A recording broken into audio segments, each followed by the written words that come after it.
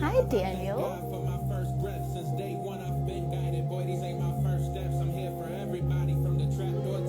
What's up, y'all?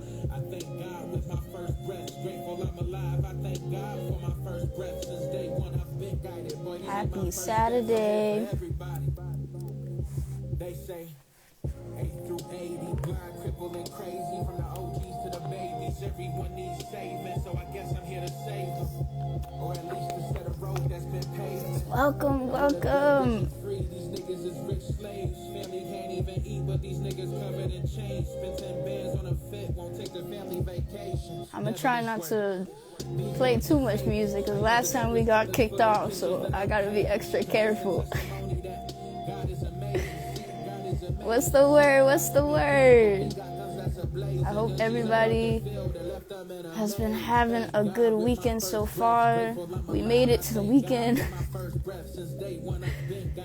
Bro, it's been getting so cold. Like, we're officially in hoodie season.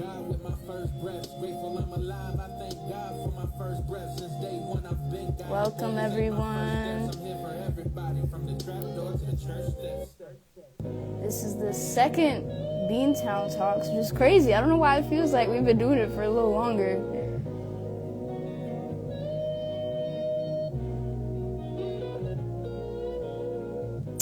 This is Devo the genius on the track. Okay, Nyla, chilling today, waiting on my laundry, and I'm going to shower and head out to an event/gathering. Okay, what event you going to? Let us know. As always, there's so much going on today. Okay, word. Dude, I know how it be with the laundry. Do your thing. These all also get recorded, so I'll probably be sharing these at some point too, just in case anybody wants to tune back in. We got a special guest today and everything. Okay. Let's do it.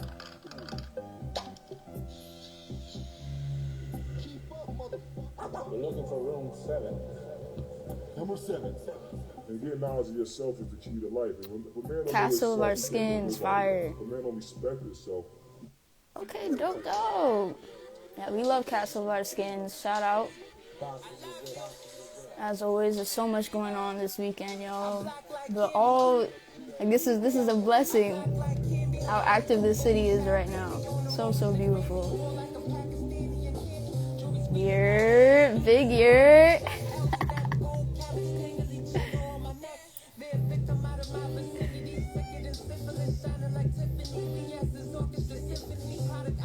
Alright, I'm getting the notice from Instagram that I can't play no more music.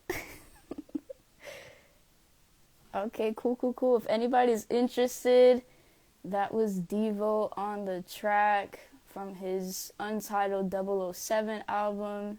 He is a producer from Lowell, Massachusetts. Super dope. He puts a lot of these like collaboration albums together featuring other Boston artists, big hip hop. I got you. Say no more.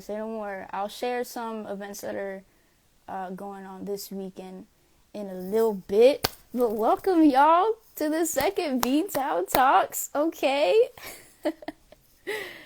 Today is super exciting. We got our first special guest. What?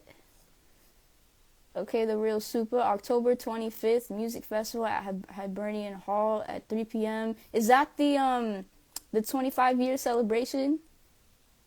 Correct me if I'm wrong. There's a lot of exciting stuff coming up these next couple weeks too. And Halloween is around the corner. I don't know if y'all got costumes. Do people still do costumes? I hope. Fire. Okay.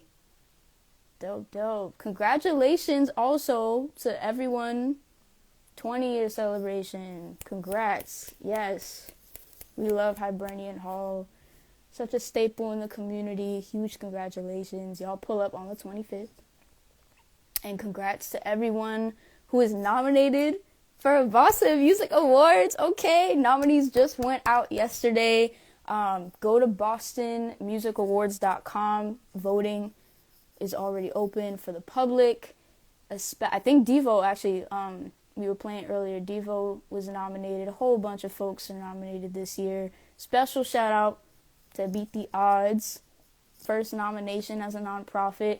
Extra special shout out to Joe Saza, first nomination as Best New Artist. What's good, Bo? What's good? So please, please, please cast your vote. Go in and support our people. If you haven't been before, it's a really fire event. Happens every year, and there's so many different categories. There's for artists, for producers, for Cyril Jackson. She's on. Was it Jazz Artist of the Year? They got rock art, like that. They have so many different genres. They have people on the business side too, like lighting technicians, production managers, like they're artist managers. Like there's so session musicians. Like there really is. Saza for Best New Artist, big W. So yeah, please go vote. Boston. I'm gonna put it in the chat just in case. BostonMusicAwards.com. Welcome to everybody who's coming in. Second session of Beantown Talks. Listen, this is where we talk about Boston's past, present, and future in real time, open forum style. All perspectives, all stories are welcome. Ain't no type of judgment. My name is Stacks, for folks who don't know. I am a talent manager and creative entrepreneur, born and raised in the city of Boston, and I'm just a purebred with a vision for the city, y'all. There's been a whole lot of conversation about what the city needs, and I'm just trying to envision a future and a present where love, community, and opportunity are all at the forefront. What's good, Novian? What's good? Some housekeeping for folks who haven't been to Beantown Talks before. So we have a special guest for today, which I'll announce in a second. But for anyone is welcome to join the conversation at any point. I think we can have up to 4 people at once. So if there's any point where you feel compelled to speak your mind and share your perspective, all I ask is that you put the hand emoji in the chat so I can keep track of everyone. Like I have my laptop here, I got some paper here, like I will make sure everybody gets a chance to speak. And I'm gonna put the emoji here just so y'all know what it looks like. Just do a little wave. If you want to hop on live and like actually talk in real time, you are absolutely more than welcome to do so. I also ask that we keep the language respectful, okay? Let's keep the vibes respectful. It's good, Tomo. Let's keep it PG. Talking about this city, sometimes a lot of emotions come up, a lot of frustration, but let's try and keep the conversation productive, right? No type of hate speech or vulgar language. All love here. And then if you have any questions pop up at any time, there's a little Q&A. If you see like the speech bubble with the question mark on it, just pop them in there and I'll be checking them throughout the whole thing. If you have any questions for myself or our special guest, and then I'll also be reading comments as we go on. So like if you don't feel comfortable hopping on today, totally cool. You can type your perspective, type your story. I'll be verbalizing it and making sure that everybody gets the chance to hear you as well. And like I said, any perspective, like it could be the ugly parts, the beautiful parts, and everything in between. We're here to talk about all of it. I'm going to share a couple events that are coming up. Usually we take some time and just speak on whatever's going on in the city if you're looking for something to do. This weekend alone is packed. So today, actually, if you're looking for something to do later tonight, Illuminous Roxbury has their second day of their event tonight at Madison Park. Basically, it's an event showcasing Roxbury artists across music, art, dance. They'll have like immersive projections and interactive performances. Shout out Najee Janey. I saw him on the lineup. That's later tonight from 7 to 10 at Madison Park Technical Vocational School. RSVPs are $3.99. You can follow Illuminous. I just put them in the chat for that information. We also have Red Eye happening later tonight. If y'all aren't familiar, Select Markets is a pretty big vintage thrift market, and they host a DJ series called Red Eye, and they have an event tonight. They have 4 local DJs spinning all the way till 2 a.m. So all of y'all try to say Boston ain't got no nightlife, please, I beg to differ. So that's tonight from 10 p.m. to 2 a.m. at 110 Causeway Street, and you can get that information at redeye.boss right there in the chat. And then lastly, Blair Bitch Project has an event tomorrow. They're hosting the official after party with Doechie's official tour DJ and producer, Grammy Award-winning producer, DJ Miss Milan. And there's some other Boston women DJs on the lineup as well. So if you're trying to support women, black women at that, in Boston, and it's Doechie's DJ, okay? Pull up to Middlesex, Cambridge tomorrow. That's also 10 p.m. to 2 a.m. And I will put their information here. Blair BXTCH Project on Instagram. And while we're at it, they also have the Blair Festival on Halloween, October 31st, at the end of this month. Whole lineup of black women, artists, creatives. There'll be a vintage thrift market as well. Really, really dope vibes. Paul Willis is popping in here. We're also outside tonight at the Sound Lab in Brockton for MC iFlow's A Sight for Sore Ears Volume 4. Yes, sir. 6 p.m. to 11:30 p.m. Paul, if you can just put the Instagram tag for that for people who want to grab tickets. Shout out MC iFlow. Y'all see how active we are? Come on now. This is beautiful.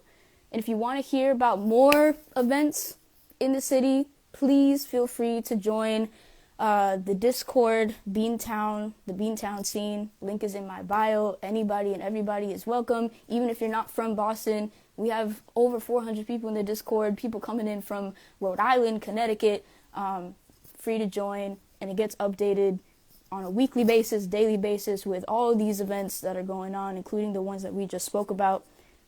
Fire. Link is in Paul's bio for folks who need tickets to MC iFlow's A Sight for Sore Ears. Fire. Okay, cool.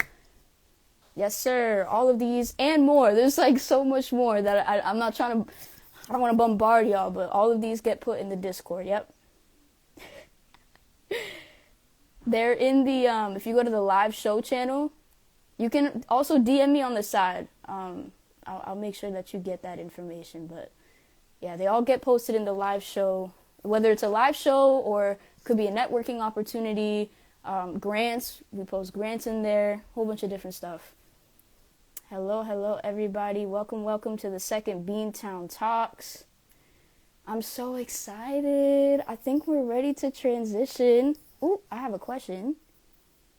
Top 3 cereals. Oh my gosh, Tomo, you're hilarious. Top 3 cereals? I'm gonna definitely have to put Cinnamon Toast Crunch in there. That's like my all-time. This is gonna sound bland, but like Frosted Flakes.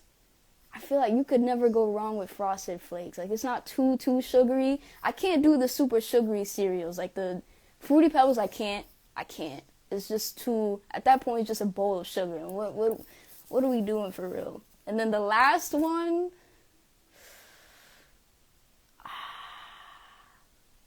I used to like Mini Wheats, but then I feel like when it sits in there, it just disintegrates.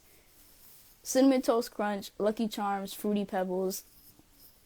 See, my thing with Lucky Charms, like I said, it has to be a cereal that can withstand the time in the milk. You feel me? And like a lot of these cereals just, they either bleed, like they bleed so much of the food dye, or the whole thing just disintegrates. I hear you. Tomo, look what you did. You already started the discourse. Yeah, that, bro. But I'm trying to take my time when I eat cereal. Who's trying to eat cereal fast? You know what I would say too? It sounds so boring, but like Honey Nut Cheerios, I feel like you can't go wrong. It has like the little douse of honey. It's a little sweet. Nadia, Raisin Bran. I don't know about Raisin Bran.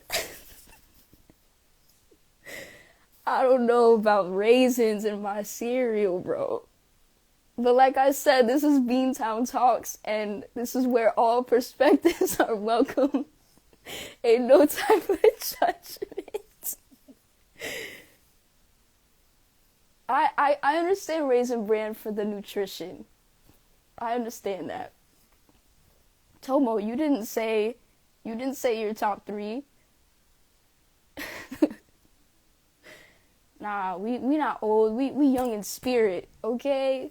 It's the age of the spirit that matters. Oh my gosh. I think this is a good... I'm gonna have to get our special guest to share his top 3 cereals too. I'm so excited. I'm so excited. This person was actually one of the first people that I met. Quaker Brown Sugar Oatmeal Squares. Yo, y'all, see, there's a line between like super duper nutritious and I still need some sugar. I need some, Applejack. This is going too crazy. I can't. Apple Jacks. I actually mess with Apple Jacks. I respect that. That might have to be my last one. Anywho, yeah, this person was one of the first people that I connected with when I was just getting into the scene, and I learned so much then, and I'm really excited and really blessed to bring him back now. I have my notebook here, so when I said I'm a student of the game, and like, I'm from here, but I'm by no means no type of expert. I just came up on the scene. I'm still learning every day, and I am looking forward to learning even more in this conversation. So, I want to invite Paul.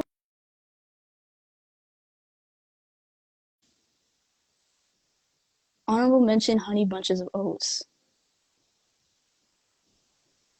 I still prefer honey nut Cheerios over that, bro. What's good, Hey, Paul? what's up? Oh my I'm not gosh. mad at the Honey Nut Cheerios being in the top 3. Frosted Flakes, definitely a top 3 type cereal, but really that like blend of like the sweetness with the healthy, gotta go to Honey Bunches of Oats. You I know what I'm feel saying? that. You You but feel me? you gotta mix the like the honey with the almonds together.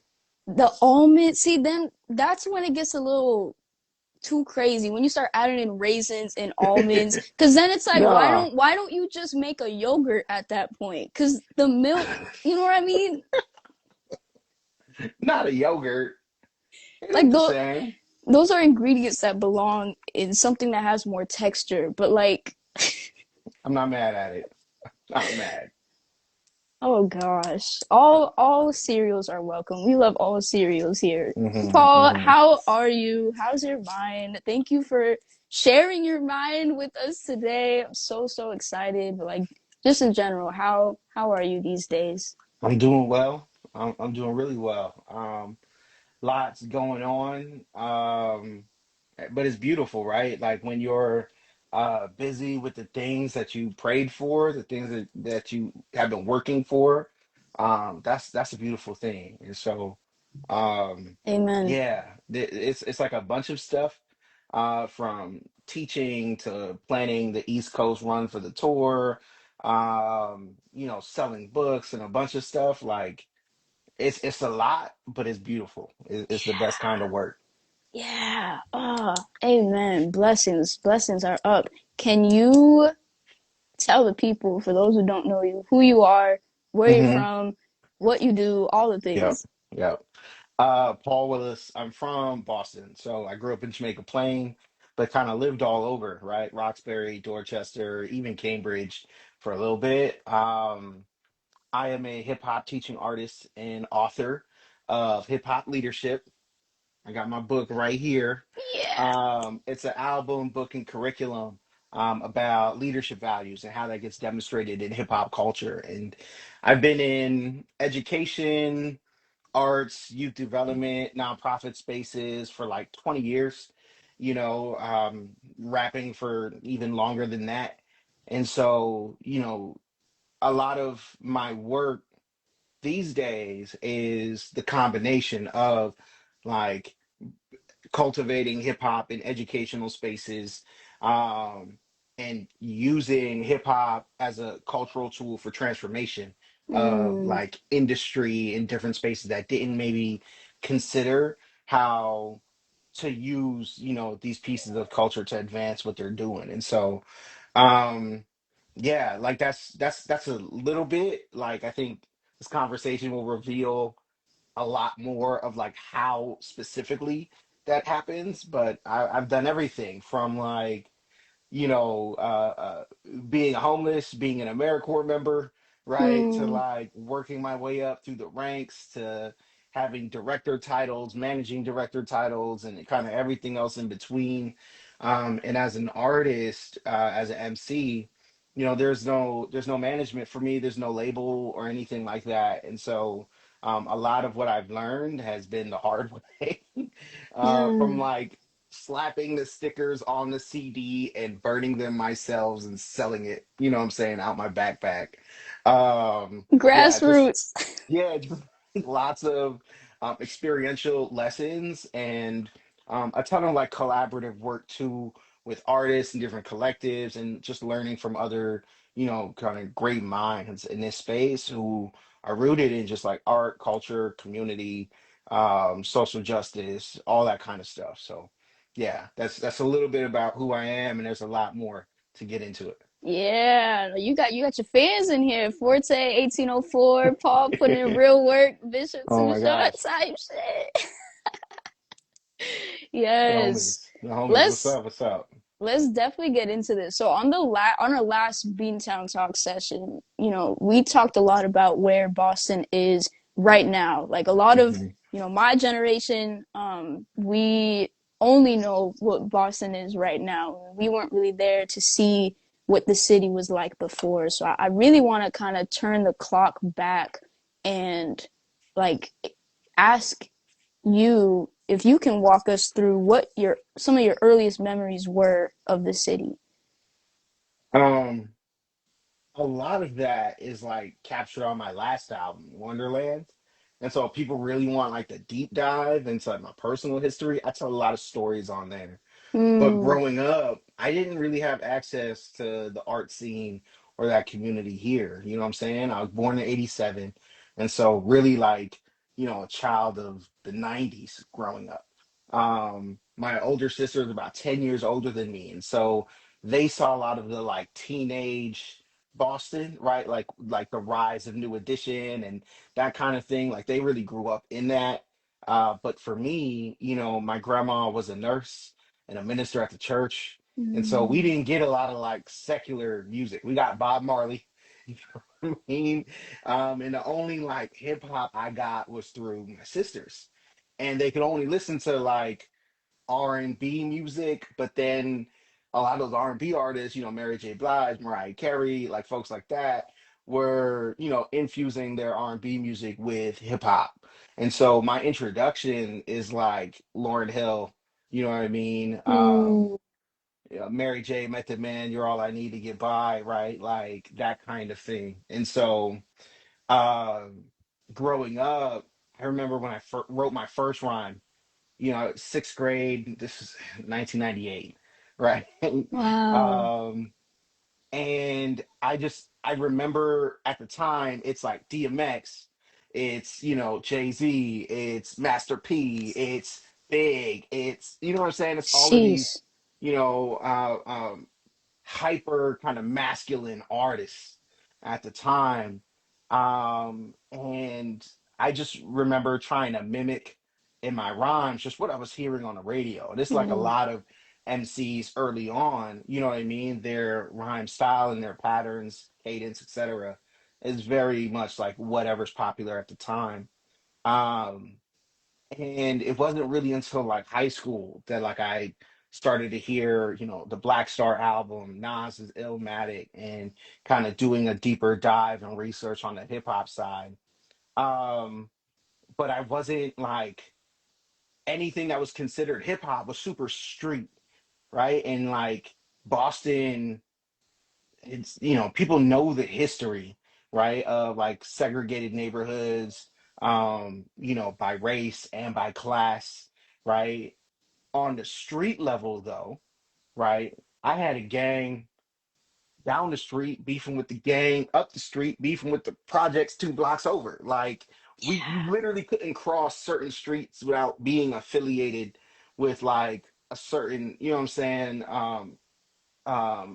gang affiliation or whatever. And so then like going into somebody else's neighborhood really wasn't even a thing, right? And at that Mm. time, it's like I didn't even know I wanted to be super serious as an artist, but it wouldn't have mattered anyway. Like if you didn't know people in other parts of the city, you weren't going there to experience anything, right? That was artistic or cultural, right?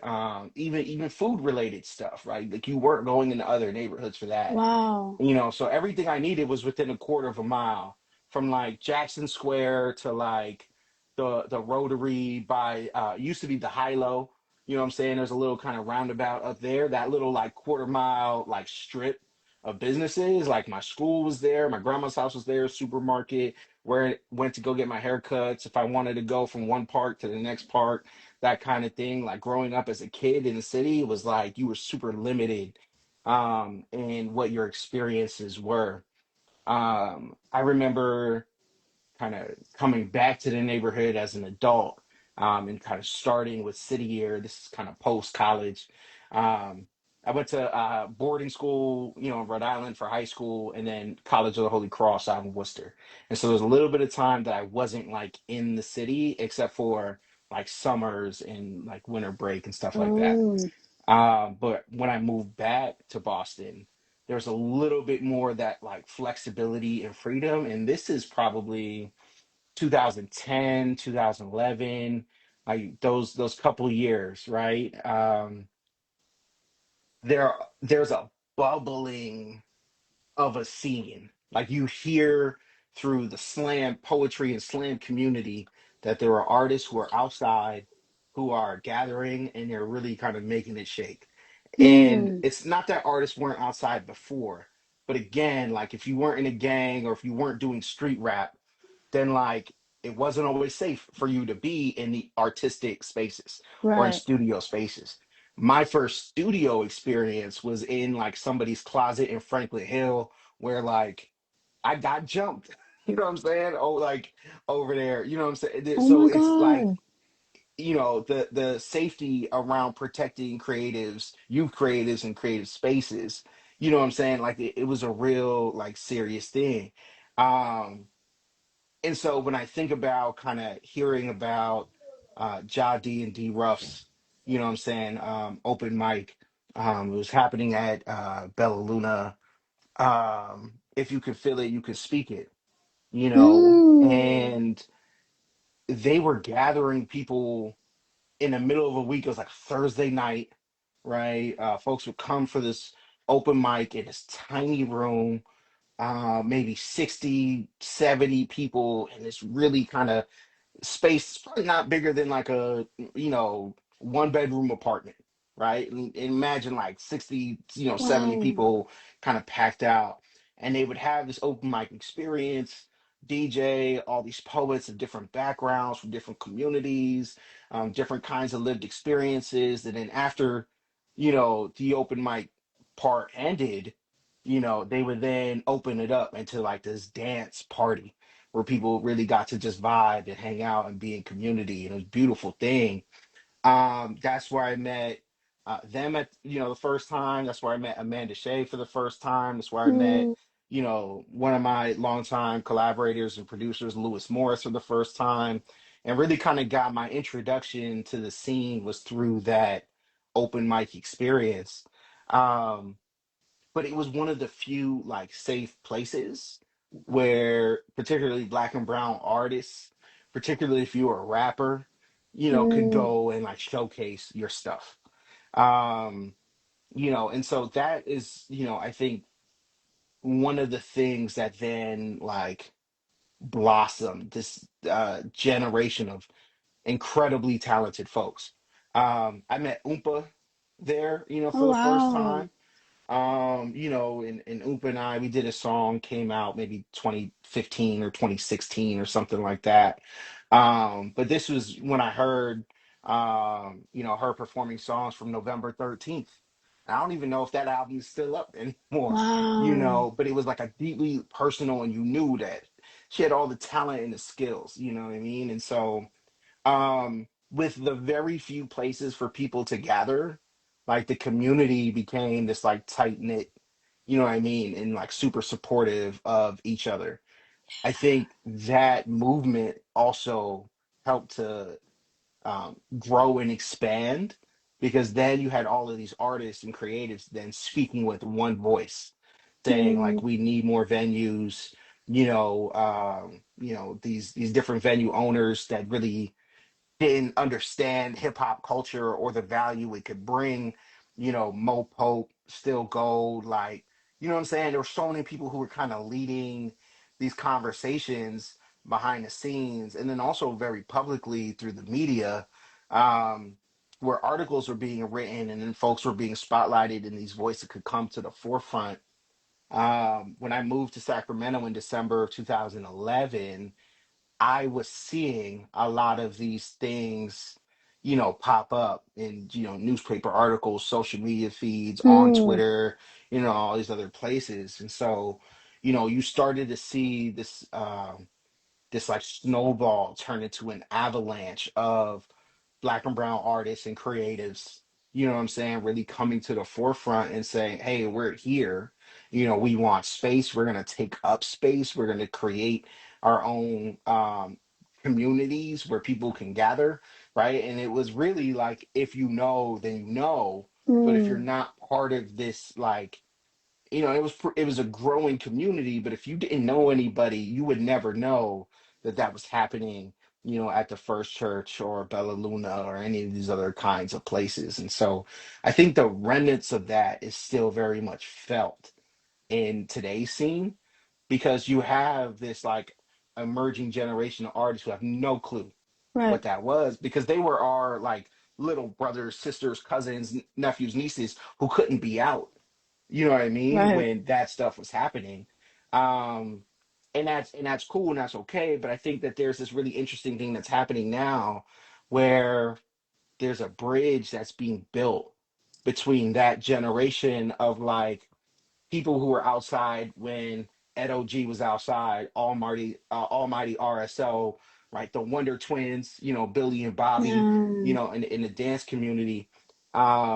And then you see this like middle generation of folks who are like, that generation kind of blew up, or they took off, nationally, and started doing stuff mm, around their region, but there wasn't like a direct mentorship line coming back to this next generation. And so then you had folks who were like, hey, if we're all meeting late high school, college age, let's just organize ourselves. We now had new tools also. Like we had Facebook, we had yeah, the start of Instagram, and I think people take it for granted that like those tools have always been here. It's not true. I remember logging into Facebook for the first time in 2005. You know what I mean? Like it's insane. I remember the Bams Fest first tweet ever oh my in gosh. 2015. And I remember DMing like, "Hey, can I be a part of this? Like, I'm What three was thousand like miles away, but I want to come back for that." what was the learning curve for like social media? Like in Boston specifically, was it adopted fast? Like how was that? I think because Facebook was really kind of targeting a lot of the academic institutions early on. If you were in college, you had access to it pretty quickly, right? Mm. If you were in maybe certain high schools, certain places, then like you were organizing there. But before Facebook, it was MySpace, it was Black Planet, it was like all of these other kinds of, you know what I'm saying? Mm. Very kind of unique and niche spaces. We had forums and message boards that connected people all across the country. But those at the time just looked like a Facebook wall, or like threads might be the Mm. best kind of modern day comparison. So imagine only being able to like talk to people that you wanted to like, connect with by posting it super publicly and then responding super publicly and that kind of thing. And so Mm. I think it was one of those things where, if you had access to the internet, then, you adopted it because it was a tool that allowed you to connect with people without paying for a cell phone bill, which is Copy. also wild. Like, I didn't have my first cell phone until I was 19. You know what I mean? And so like people, like, again, like we take for granted that these tools have always Damn. been here, but they haven't. And so your connectedness was really grounded in like your access to technology, right? Your ability to like travel or move around the city and that kind of thing. And Mm. even that was like super limited. There were some folks who were being bussed out, right, to like Metco schools, or, what I'm saying, Charlestown or some other places. But, those experiences in those neighborhoods and places weren't always positive experiences, Right, right. and so now that we can all find each other, right? Folks are looking around and they're like, oh, there's no infrastructure here. It's because there was Mm. never really an opportunity to build that, and so, I'm thankful to um have come back to the scene when I did in 2021. When I came back from California, I lived out there for about 10 years in Sacramento, and then finding all these people from the internet who were my friends, for so many years online, and just reconnecting, Yeah.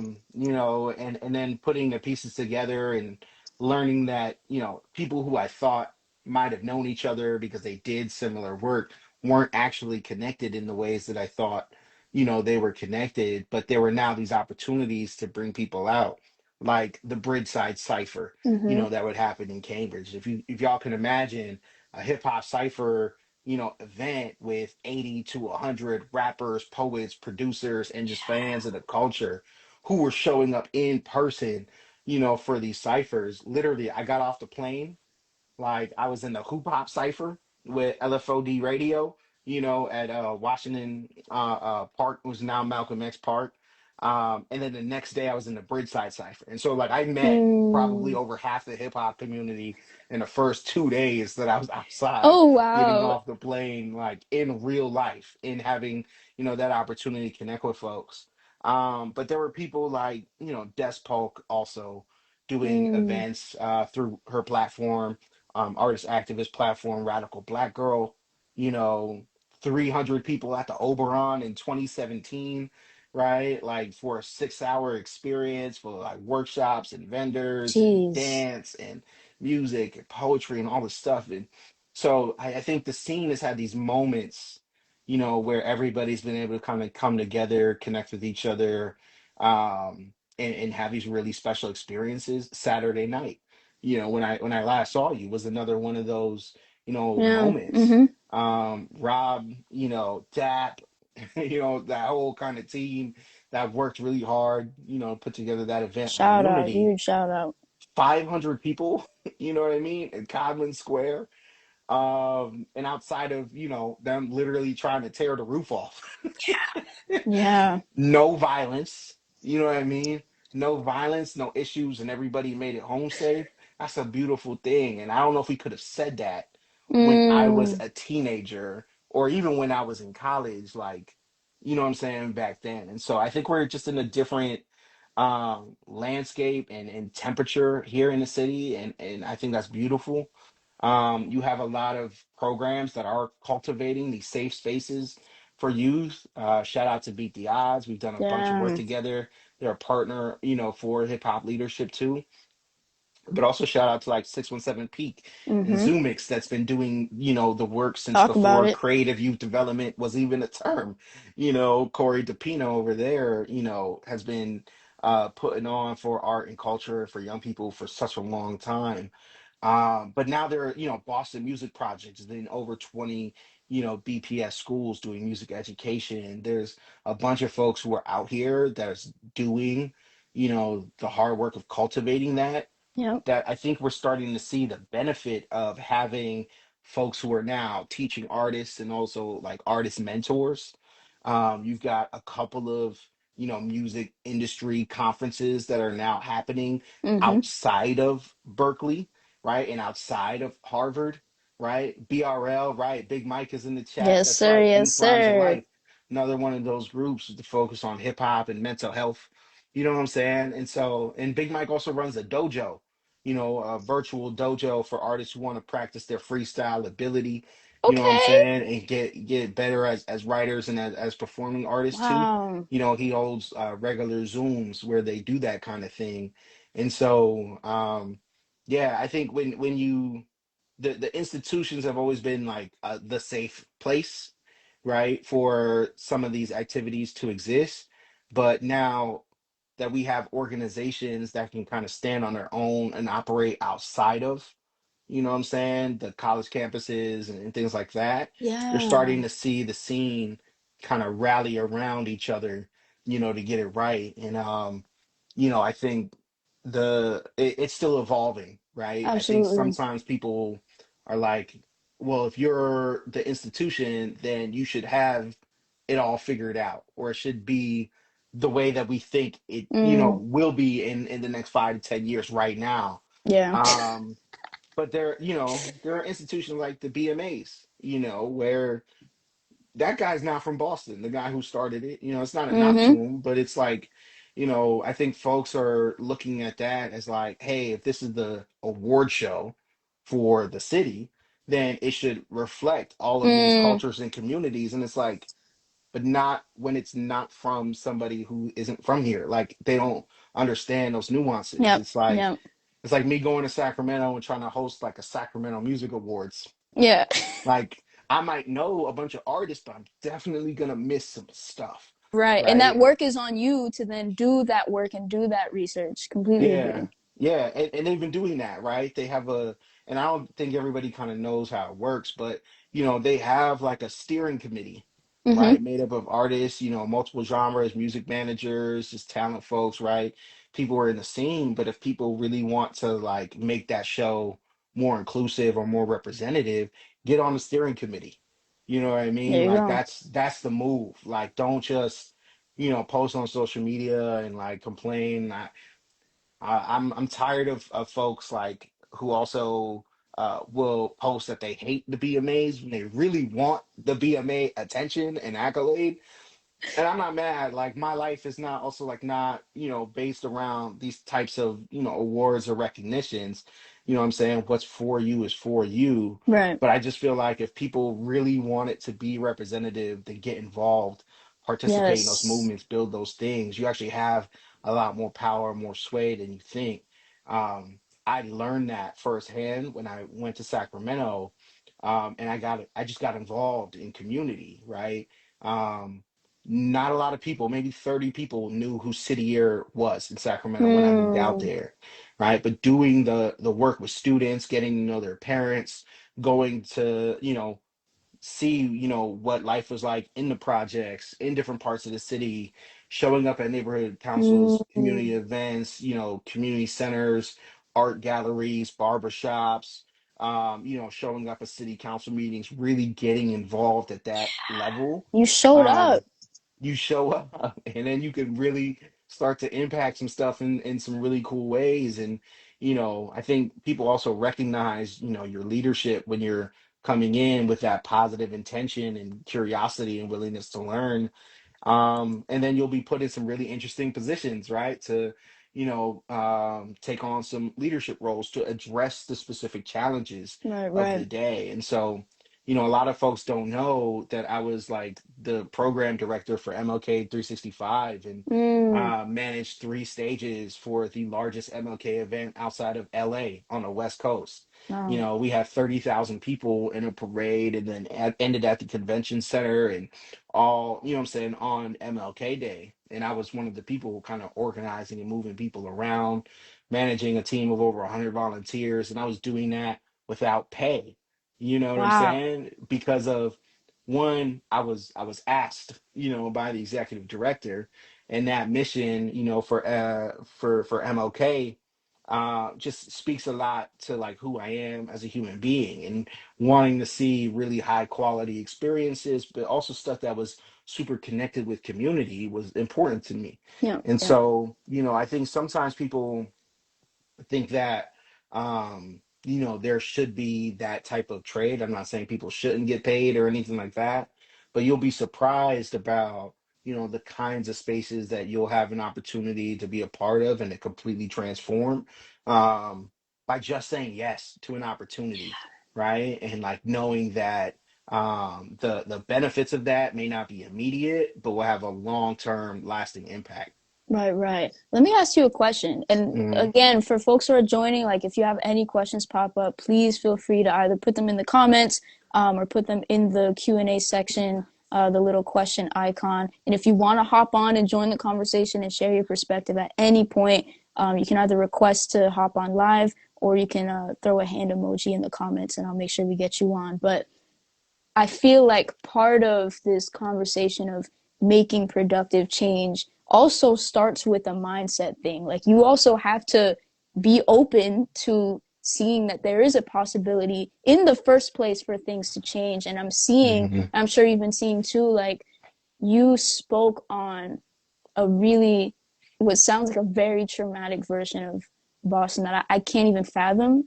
I think folks in my generation really can't fathom what that must have felt like. And we're seeing this like push and pull with older generations. Like, thank goodness you, despite having experienced all of that, you were like, you know what, let me open my eyes. And like you just dropped so many different organizations and platforms and community leaders Hmm. who are making the change right now. Like you embraced that. What do you feel is the thing that's in between folks in your generation and above, like just not even wanting to open their hearts and mind to this conversation of what Boston could be like? Yeah, because folks have been hurt. There's no other way to like, what I'm saying, to say it. Like, when you've been told no so many times, when you've been rejected because of your race or your gender or your perceived, economic class, the racial profiling, like all of that stuff goes into, some of that hurt and some of that pain. And so I get that. I really do. Um, and I also understand that, you know, watching some of my favorite artists come up, they were the face or the name for a movement. Mm. They might have been the first, like, through the door, but it required a whole team of people behind the scenes to really, like, keep them in the room. You know what I mean? And so, like, I'm maybe the easiest example is somebody like a Jay-Z, right? There's no one who believes that Jay-Z is managing the day-to-day of Rock Nation and what I'm saying, the sports and the casino and the this and the that and the da, da, da. No, no, no. That's not like, and especially if you've been in the nonprofit space, that really you only call in the CEO when it's time to like close, when it's Mm-hmm. time to talk to the big money donor, because their job is like relationship building and creating kind of those long term, opportunities. But it's your job, Right. to do the day to day, right? The grunt work, the stuff that's behind the scenes. And so, um, I think here it's also having that understanding of like, yes, that stuff is really traumatic, but maybe it wasn't meant for you to be the person to walk in the door. Maybe it Mm. was meant for Whew. you. to be the person to support somebody who would then walk through the door. Oof. Does that make sense? Like, I remember when I was young, maybe 14 or 15, I had somebody tell me, "You don't have a rapper voice." I'm like, what does that even mean? And why is that relevant? Like, let's be like, frank. Like, why Mm. do you feel the need to tell me that? And they were like, the people who are the hottest rappers, they have this distinct voice. And so, like, while you can rap, that may not be your role, right? Of Mm. like being the superstar. You know what I'm saying? Still think they're wrong Mm. because I'm nice, but I Stand also on under it. I also understand that you know um my skill set would also make me really good at a Mm. lot of these other roles that are support roles too. Um and I don't think it's fair to box anybody into anything, right? Because the person that you meet, sweeping and mopping the floors one day could be the CEO of the company the next day, That right? part. Like that's a real thing. We've seen that in other examples too. The hot Cheetos, you know what I'm saying, guy, Mm. that like they made a movie about him. You know what I mean? And they were like, looking for a new way to help market the product and reach the Latino community. And this guy's like, I have Oh the wow. perfect thing. We put tahine and all this, what I'm saying, chili Oh powder, wow. I did not know that. on the chips. And so then like creating that like hot Wow. flavored version was somebody who was like super low level employee. You know what I mean? And so I think it's important to again like see the value in everybody, to understand people's skill sets, and to not box people in that way. Mm. But I think that like acknowledging the hurt that people have experienced and the pain that people have gone through is a necessary thing. Absolutely. But I think a lot of that is also just like, you know, upon reflection, you know, did you think that you were going to be the person who started a long-term partnership when your music is, F women and get money and this and that and I sell hella pounds of Yeah. whatever, and it's like, come on, bro, like you probably weren't gonna be the guy to do that in a city like Boston. Right. You know what I mean? Like What are we promoting, bro? it was gonna have to be other kinds of voices here, Mm. right? And those voices rose to the forefront, and then we saw a bunch of kind of media and stories about them, and people may not have liked it, but there was that one article about women running the rap scene here, and they spotlighted like Red Shades and Brandy Blaze and Oompa and a bunch of people, right? Yeah. Um, and it clicked. You know what I mean? I think something started to happen when folks realized that, oh, wait a minute, the hip hop scene in Boston is like super intelligent, tapped in Mm. culturally. They've got something more to say and something else to offer than what is in our mainstream culture. And then people Yeah. wanted to see more of that. Yeah, Yeah. and I see Bishop kind of adding Key's name in this conversation.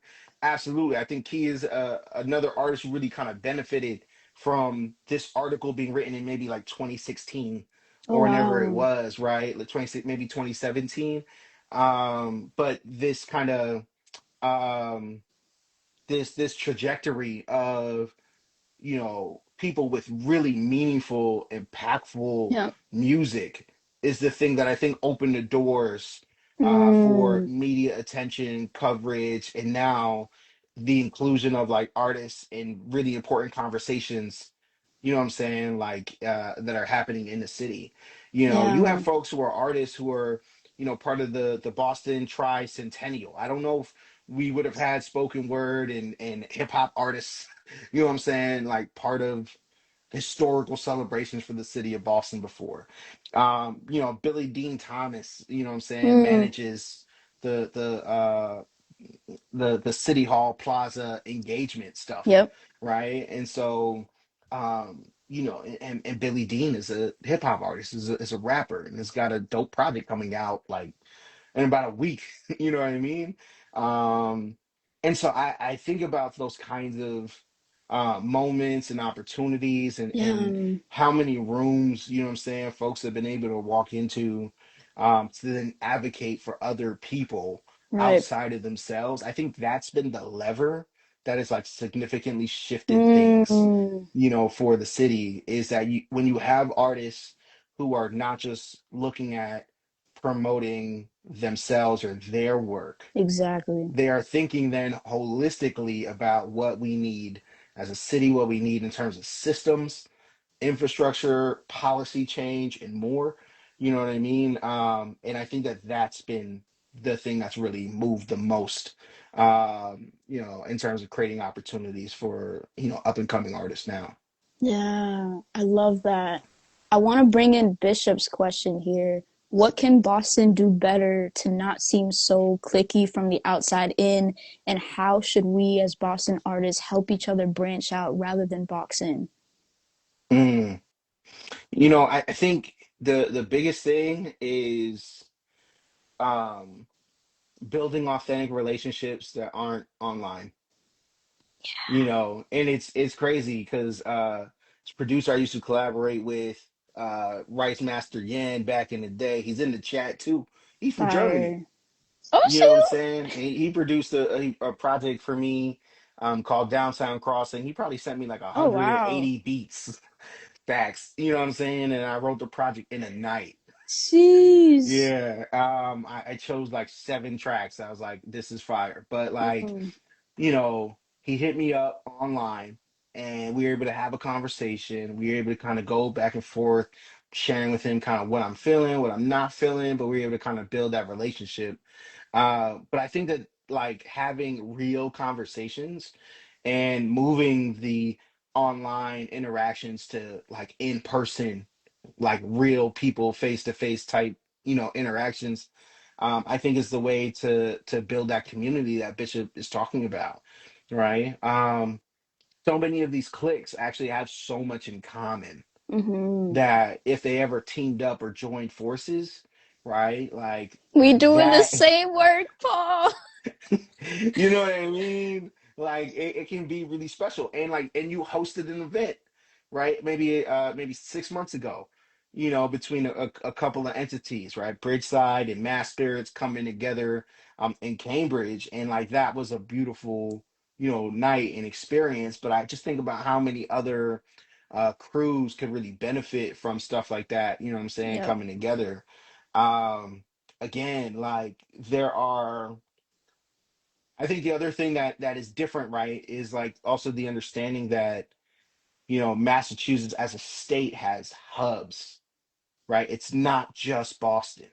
And that's because of the gentrification and displacement, Oof. right? That's happening here in the city, especially over the past 10 to 15 years. People who are longtime families and residents of Dorchester, Roxbury, Mattapan, etc., are now moving further and further outside of the city. And Mm-hmm. so you now have folks, Malden, Everett, Chelsea, etc. Not like there weren't folks there before, but you have more like former Roxbury, Dorchester natives in those areas. You have a Mm, whole conglomerate who moved south, and have kind of settled in like the Brockton, kind of greater Brockton, area and region. And so I say that because I think it's important to also recognize that sometimes the clickiness is due to location and the limited like access that people have just due to travel, right? And so again, like we couldn't cross the street when I was growing up, right? In certain parts of the neighborhood. insane. So thinking about today's world, it's like if you live in Dorchester, Mattapan, or Roxbury, how are you getting to Brockton tonight for iFlow's show? When the commuter rail only runs so often, and you know what I mean? If it ends at 11:30, there's, is there really, there might be a midnight train coming back to Boston, but like if you're not committed, you know what I'm saying, to that type of like travel and Yeah. investment, then you're not tapping into, the beauty of our scene. There's a weekend pass, by the way, $10 on the commuter rail. and you can take it as many times as There you you want go. over the weekend, and you can go to any zone, and so you can go all the way up the North Shore to like Gloucester. You can go all the way west to Worcester, Fire. and you can go all the way south to like Plymouth, Brockton, and other places. And so I think that the scene has the opportunity today to be more connected than ever. I just think that the technology developed a little bit faster than Mm, the like in-person relationships. And mm, so like we knew the Sound Lab in Brockton was the place to be, right? Before people could actually get there. mm. And so if you were a Dorchester Mattapan native and you moved to Brockton and you kind of were tapped in with the hip hop community or R&B community, and you saw the open mics and events and the testing lab and all that kind of stuff, then you knew about that. But if you lived in Mm, Lawrence, yeah, what I'm saying, Lowell, right, like how do you get there? But you've probably seen Champion Sound. You've probably seen and know Devo. You probably, you know what I mean? Like the players. You know C4 before you've met C4. And so I think that kind of stuff is important. And finding those opportunities to really bring people together. And shout out to the people who do it. Like right. shout out to Naughty, who hosts an event called Voice of the Baddies, Mm, bringing a whole bunch of the women who rap together, what I'm saying, in the community. Shout out to Phoenix Down, studios in mm-hmm. Somerville. They're hosting a 24-hour. Yep. If you're a woman who's an artist wants to meet a producer or an engineer and like work on projects, they're doing like a 24-hour session that is open for like all women and femmes. And Mm-hmm. so stuff like that I think is also really dope because it gives people opportunities to really kind of lock in, and even the different like regional and cultural hubs. And shout out to my girl Bruja, who's out in Worcester, who hosts the Poets Cauldron open mic Fire. at the White Room on Green Street in Worcester. It's 2 blocks away from the commuter rail station, Yo, right? Paul is the plug. I'm Paul just is saying the I plug. gotta say this because she's an incredible poet, visual artist, and all that stuff. But people don't know that there's Yeah. a community of people who are regularly coming to this monthly open mic, right? And supporting it and supporting the artists who perform and all that kind of stuff. And you can get to all these places via commuter rail, Mm, right? And so even if you don't have a car, I know some people do, some people may not, but even if you don't have a car, there's a way to be active and busy in Massachusetts alone. absolutely. Then that's not even Absolutely. including, the going to Providence, Rhode Island, going to New York, going to Springfield, Massachusetts, going, Right. to New Hampshire, Vermont, and Maine, our neighboring states. And so yeah, I say all that to say, like, if we want the clickiness to go away, We gotta make an right? effort. We You have to gotta, make an you got effort. to, you got to. Absolutely. And there's enough people to be able to do that. That's the other thing, is that I don't think having these clicks is a bad thing. There's so many people in the city, right? I don't think folks realize there's over 8.5 million people in the city of Boston alone. Oof. You're not talking about the region. You're just talking about the city. Yeah. Right. And so there's not enough places to put people, but it also means that, we shouldn't be um promoting to artists and creative types alone. Right. Right. We've got Mm-hmm. to be reaching out to people who are fans and strictly fans. Yeah. They don't do anything, you know what I mean? On the creative tip, you know what I'm saying? Like, we need people who are fans for real, collectors for real, people who Absolutely. want to support artists 1,000%. It's great if your scene knows who you are, right? Is familiar with some of your music, your art, whatever it is that you make. But it's more important that you grow a fan base Mm. to support you and keep it sustainable. And Yep. so, Yep. yeah, I don't think the click thing is going away. I just think that folks want it to feel less clicky, get more connected. Right. Right. Period. Let me have Bishop hop on here real quick. Oh, pull up, bitch. What's up? We got Bishop on live. Let the people know who you are, where you from, what you do. What's good, Bishop? Oh my You God, I'm at you work. got the juice now. No, dang. But yeah, I'm gonna make this quick because I don't want to take up too much of what y'all been sharing. Um, but nah, the Wait. Boston's Let been. people know who you are and what you do. Where you from? Oh, what's good, people? If you don't know, I'm Brian Awad, aka Bishop Toussaint. I am a hip hop documentarian, also a hip hop artist. I like to say a hype artist or a hype MC because I like to make music that you could get, you could dance to, even if you're going through a heartbreaking moment. And one thing that I like to be a part of is the community and growth. I'm addicted to growth. That's one of my vices is Mm. growth. I love Oof. growth. Like arts, arts to me stands for the abbreviation of always reaching out towards somebody or something. Know what I'm Mm. saying? So everybody's born a creative. The world just does its best to kill it off. So Oof. so with I that didn't know being you were said, I just preaching today, Bishop. It's not even Sunday yet. come on, bro. You know what I'm saying? Yeah, before the Hold on, Bishop. I think we lost you. everything, everything of our community. Oh damn, damn! Am I glitching? Am I Yeah, you glitching? glitching out. Yeah, you're back now. I'm back. I was on the, I was on my job's Wi-Fi. My fault. But I would like to say what these two titans are saying about the community is very factual, because to share my experience, because Paul's my mentor and everything that he's saying, I didn't just see it before he became my mentor, but I was able to utilize the teachings that you could read in hip hop leadership. His book that he recently dropped. Go pick that up, man. This conversation ties into the chapters he's been talking about for years. So it's like, yo, before I like when I not even before, when I actually started taking myself seriously as an artist, my own community didn't really accept me. You know what I'm saying? And I say that because it was clicky, and I'm not saying that to be disrespectful or to sound like an artist who's not putting in work and just wants the work given to them. No, like it was very very hard to even feel the love from you. You back, my man.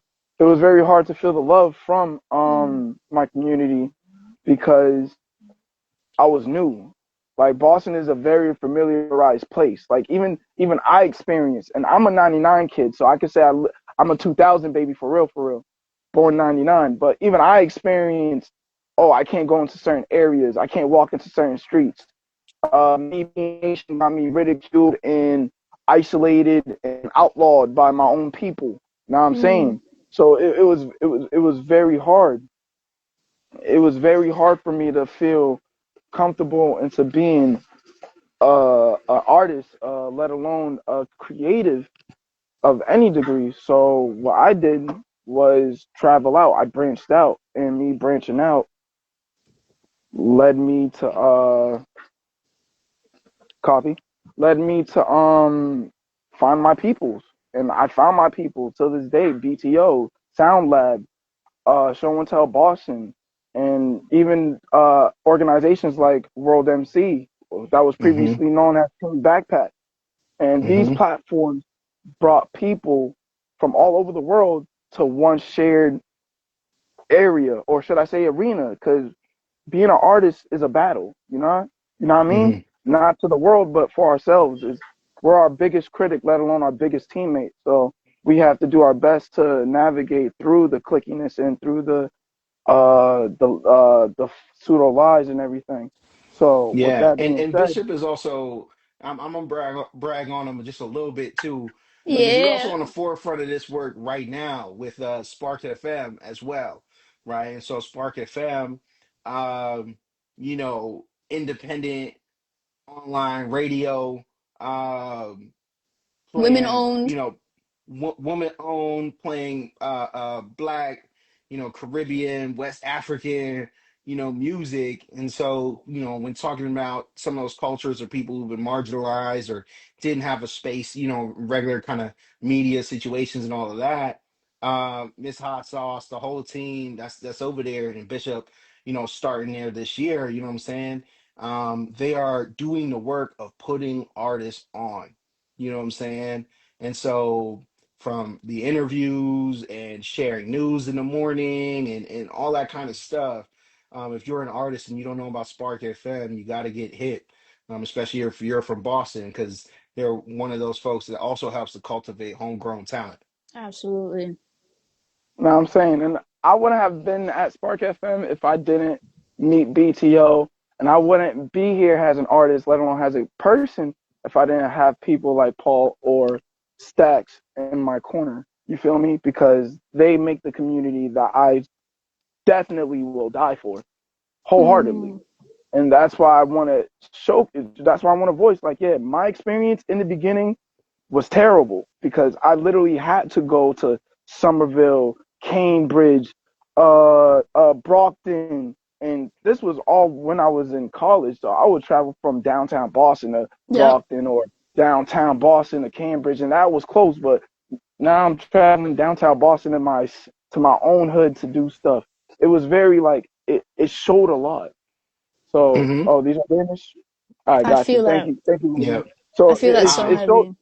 Now I'm saying it showed a lot, and me being in college, that's how I got to experience. That's how I got to experience Stacks because Uncommon States was right across the street from my dorm. Now, if I was still in the hood and everything at the time, would Mm. I have gone? No. So it's just like the clickiness that not Boston, but the streets, the hood endorses. It's mind breaking, and I literally say mind breaking because it will shatter your mentality. Know what I'm Mm. saying? They're like, yo, we are in 2025. There is no way in hell everybody should be talking about PMW status.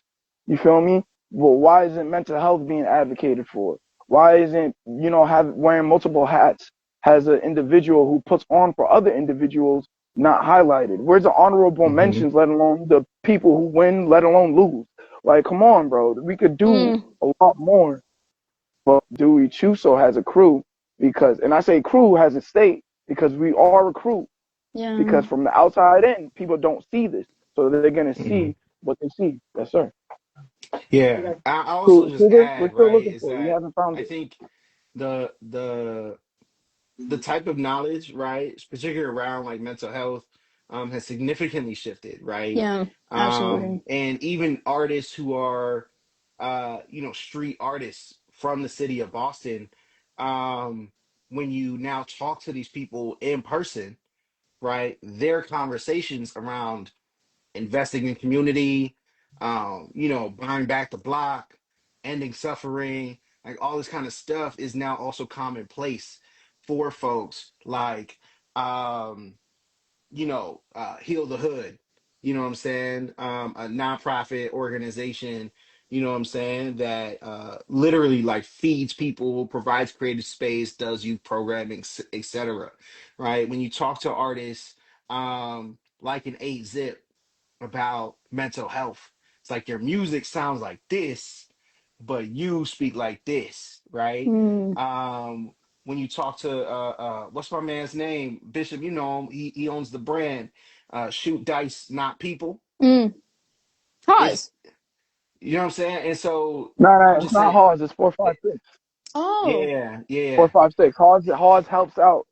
And now Mm-hmm. 456 is working with Devo. So that's a good collaboration. You know what I'm saying? Yeah. Okay. Got And you. so I'm just saying that even the conversation in the streets, Sheikh Hanif, you know what I'm saying, from Feed the Family, you know what I'm saying, came home a few years ago and you hear the maturity in the music. You know what Yeah. I mean? Like Feed the And Family also, truth. yeah, exactly. Truth, same thing. And so I think that there are folks whose, again, like wisdom, experience, you know what I'm saying, they're also blossoming and cultivating the same kind of energy, Yep. where I'm not saying that there isn't still a bunch of street music that's really about that. I'm saying that that exists, but also now the conversation's starting to shift because of how much our culture is evolving, you know and it's really kind of based in the things that we collectively value, right? And so you may not have some of the crossovers and some of the, you know what I'm saying, some of that might still exist, but the work that folks like Bishop is doing to get out and across the scene, those other artists are doing now. You know what I'm saying? Like, you know what I'm saying? 8 Zip just did a remix of an Edo G song. You know what I'm Mm, saying? And so like when else in history would something like that have happened where we right. would have seen, one of the OGs really embrace, somebody like that. Edo just produced an album for Maceo Yep. Mays. Mm-hmm. You know what I mean? And Maceo's what, 22 right now? You know what I'm saying? And it's killing it. That project is But guarded. That project is guarded. Like, see you in Boston. yeah, Go listen to it. yeah. Streaming on Yes, all DSPs. sir. Stop playing.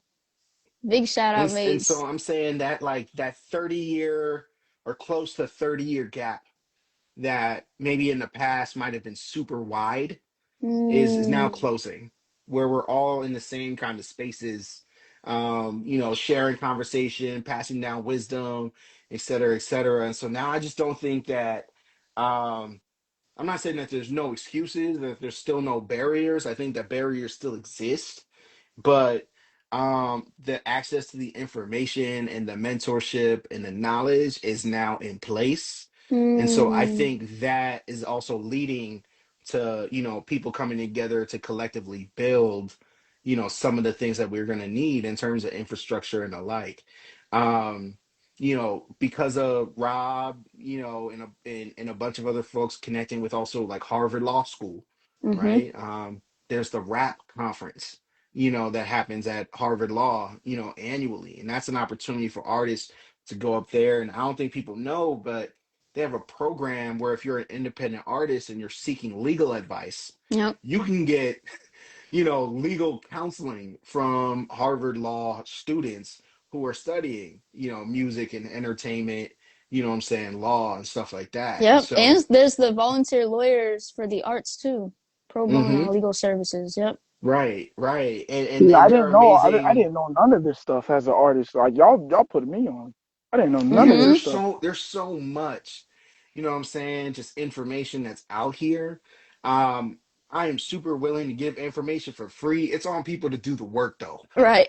You know what I mean? Because it's so much stuff that if you're not doing the work of like, I'm going to follow through, research, connect, send an email, meet in person, right, and kind of hold themselves accountable to that, then yeah, like you can have all the information and still feel like, oh, well, I can't do anything because, whatever excuse you're The making excuse. up, you Yeah. know what I mean? And so now it's like the excuse is not, oh, I don't have the information. Now the excuse is like, oh, you know what I'm saying? Like, do I have the time? You know what I Mm, mean? Like, am I still struggling with all the stuff that's like systemic, about the country mm. that just makes life difficult to begin Oof. with? You know what I mean? Like, can I even be outside when ice is outside? You know what I'm saying? Can Yeah. I can I Yeah. do certain things, right? But there's a bunch of kind of workarounds for so many, what I'm saying, things that we got going on, that if you want to be a part of the scene specifically here in the Boston area, in Massachusetts in general, like you can break through. There are Yeah. people who are ready to help and ready to connect and ready to do the thing with you. So yeah, And it's ready here. and ready to embrace you. Like I said, Paul was one of the first people, and like I mean, y'all have clearly been seeing he's a freaking gold mine of information and resources and opportunities. And literally, once you follow somebody like a Paul, you start to see all of the rest of the people, the camps, the different camps that he's in, all these different platforms that he just mentioned. It really is a domino effect. Hmm. For sure, for sure. And it's not clear to everybody's stacks. I don't really have too many opportunities to dive deep with folks like this, right? Like we have Mm, these conversations on a regular basis. And sometimes artists will just straight up like DM me or call me and like, hey, can we just like meet monthly or every other week or something just to check in? You know what I mm, mean? And so like people I think on a one-on-one level have had the chance to kind of go really deep with me, but I don't think that the scene or the entire community kind of knows that my superpower is connection. You know what I mean? Like mm. I am a connector. That's what I do. Oof. Like this is the best thing that I do. And so if you're looking for almost anybody or any kind of opportunity, or even, you know what I'm saying, just want to be connected to more information, like I'm willing to be that person to hand that out, because I know that, you know, if you do the work, it can transform your life. Oh, I love that. My superpower is connection. I might have to steal that from you, man. You got it, Stacks. You're on all these panels. You know what I'm saying? You're hosting conversations, you know what I'm saying? Go for it. Oh, this is beautiful. That's where it starts. That's where change starts. Um, wow, wow, wow. Y'all, when I said I was taking notes, I wasn't joking. I was not joking. Please, y'all, like he said, hit the DMs, hit the email. If you are somebody who's trying to get into the scene and get more connected and just know the who's who, reach out to myself, reach out to Paul. There are people who are very much willing to embrace you. Paul is not in any clique. If anything, he's part of like every clique. Yeah, I'm just outside. That's my thing. And you know, And it's I all a think, choice, right? Like all yeah, of that is by choice. yeah, absolutely. And you know, I want folks to know that I'm accessible. And again, Mm, like there's not like a, not like a middle person for me, right? Like, so if you want to reach out to me and you want to chat more, you want to learn more, you want to just have conversations or build, you know, about a particular project, I'm super down to do that. Um, you know, I'm in this season now of like, I'm teaching a couple days a week, you know what I mean? So I'm out in Lowell, you know, with students, teaching a creative fire. economy course. What? Yeah, yeah. I'm also working on establishing hip hop leadership as, you know, a program that people can like teach. Like I have curriculum that's printed and in front of me right now. You know what I mean? And so I'm doing working on like a train the trainer program so that artists who want to teach hip hop leadership can do that. Mm, And a bunch of other stuff. But you know, don't feel like, oh, that person's like Paul's like really busy. You know, he's got too much going on that he won't take the time for me. I will, you know what I'm saying? Particularly if it's about like, you know, artist education, artist development, like figuring out projects to help advance or push forward. I'm willing to have the conversation. And even if that leads to like, thank you, and I don't need anything else, cool, awesome. You know what I'm saying? But I want folks to know that I'm here. I'm available as a resource.